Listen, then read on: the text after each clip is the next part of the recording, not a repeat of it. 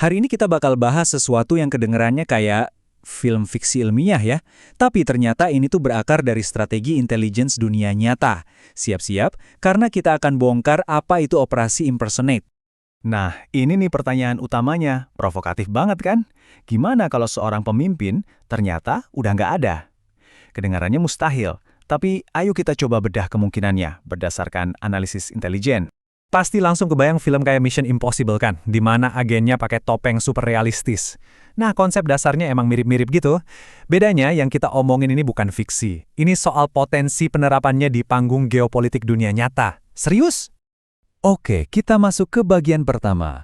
Mari kita selami lebih dalam ide utama di balik operasi rahasia ini. Sebuah teknik yang percaya atau enggak sebenarnya udah dikenal di kalangan intelijen. Kunci dari operasi ini ada di kata sempurna.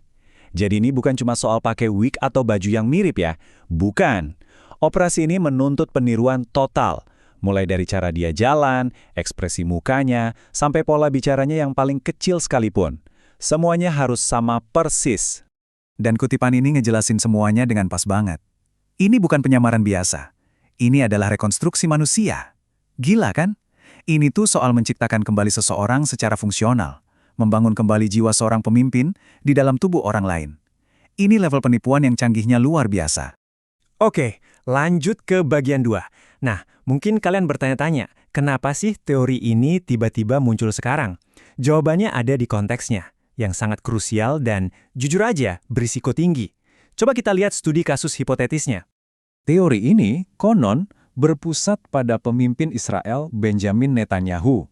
Coba bayangin, di tengah panasnya perang, kehadirannya itu jadi faktor psikologis yang penting banget. Dia bisa menenangkan sekutunya, sekaligus bikin gentar lawannya.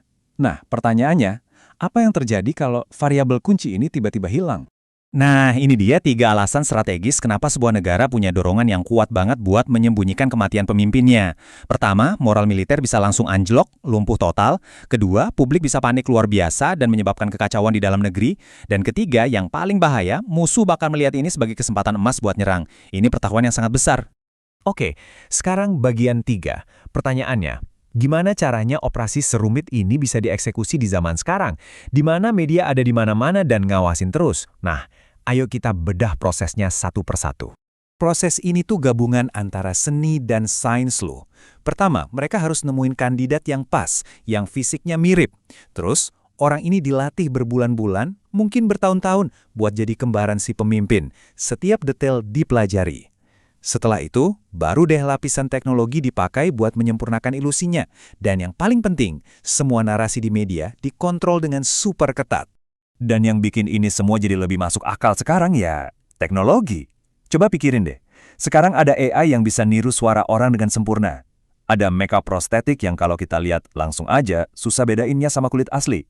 Tambah lagi kontrol penuh atas sudut kamera, dan apa yang boleh disiarin, ilusi ini jadi jauh lebih mungkin dipertahankan. Masuk ke bagian 4. Kita udah bahas gimana caranya, sekarang kita ke pertanyaan, kenapa? Apa sih tujuan strategis utama di balik penipuan tingkat dewa kayak gini? Jawabannya ternyata lebih dalam dari yang kita kira.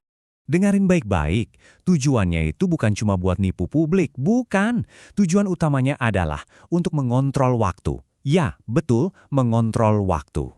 Jadi, apa maksudnya mengontrol waktu?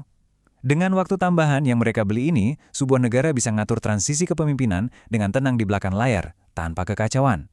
Mereka bisa mastiin operasi militer tetap jalan tanpa ada gangguan. Dan yang paling krusial, mereka bisa nutup celah kesempatan bagi musuh yang pengen manfaatin momen kelemahan. Ini soal stabilitas negara. Oke, kita sampai di bagian terakhir, ilusi di panggung dunia. Jadi, apa arti semua ini dalam gambaran yang lebih besar, terutama soal perang informasi di abad ke-21? Tapi penting banget buat dicatat ya, semua yang kita bahas dari tadi itu masih sebatas teori. Ini sebuah kerangka analisis buat kita ngerti kemungkinan-kemungkinan strategis. Belum ada bukti nyata kalau ini benar-benar lagi terjadi pada pemimpin dunia manapun saat ini. Meskipun begitu, teori ini nunjukin sebuah kebenaran yang lebih besar. Perang zaman sekarang itu nggak cuma dimenangin pakai peluru dan bom, tapi juga pakai narasi dan persepsi. Mengontrol apa yang dilihat dan dipercaya oleh dunia, itu bisa jadi senjata yang sama kuatnya, bahkan lebih. Dan inilah pertanyaan terakhir yang kami tinggalkan buat Anda renungkan. Di dunia di mana ilusi bisa diciptakan dengan sangat meyakinkan, kalau seorang pemimpin dunia benar-benar udah tiada, apa kita bakal langsung dikasih tahu? Atau jangan-jangan kita cuma nonton sebuah peran yang terus dimainkan?